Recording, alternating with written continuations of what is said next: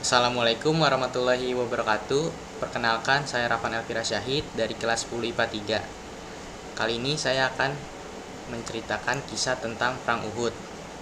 Ya, Perang Uhud terjadi pada tanggal 23 Maret 625 Masehi atau 7 Syawal 3 Hijriah.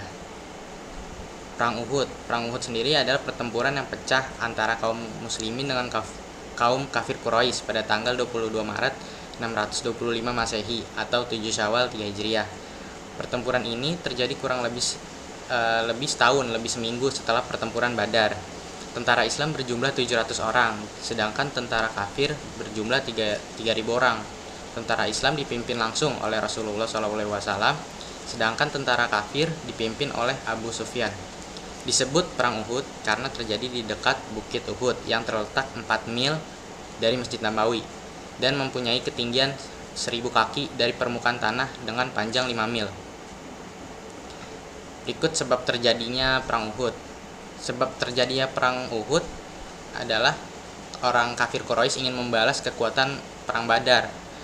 Dalam Perang Uhud ini awalnya umat Islam mendapatkan kemenangan yang gilang gemilang, tetapi pada akhirnya umat Islam mendapat kekalahan. Bahkan Nabi Muhammad SAW mengalami luka-luka.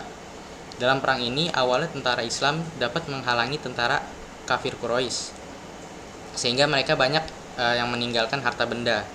Akan tetapi sewaktu tentara panah Islam melihat tentara musuh hampir kalah dan banyak meninggalkan harta benda, mereka lupa akan pesan Nabi Muhammad SAW agar mereka jangan meninggalkan tempat ini walaupun dalam keadaan menang atau kalah. Jadi pada waktu itu tentara meninggalkan tempat bertahannya dan terus ikut mengejar musuh sambil mengambil harta rampasan perang. Tentara yang tidak meninggalkan tempat hanya 10 orang. Dengan demikian tentara berkuda kafir Quraisy yang dipimpin Khalid bin Walid dapat menyerang tentara Islam dari belakang setelah menyerang tentara panah yang tinggal 10 orang. Faktor kekalahan umat Islam. Berikut adalah faktor-faktornya. Jadi dalam perang Uhud mula-mula itu Islam menang, tapi pada akhirnya mendapatkan kekalahan karena ini penyebabnya ada 3.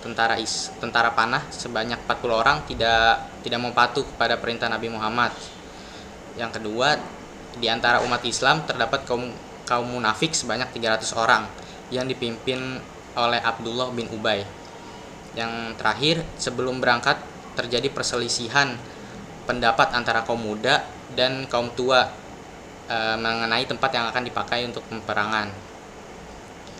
Sekian yang dapat saya sampaikan mengenai kisah tentang perang Uhud ini. Bila ada kata-kata yang salah itu datang dari saya, dan bila ada yang benar itu datang dari Allah Subhanahu wa taala. Terima kasih telah menonton video ini. Wassalamualaikum warahmatullahi wabarakatuh.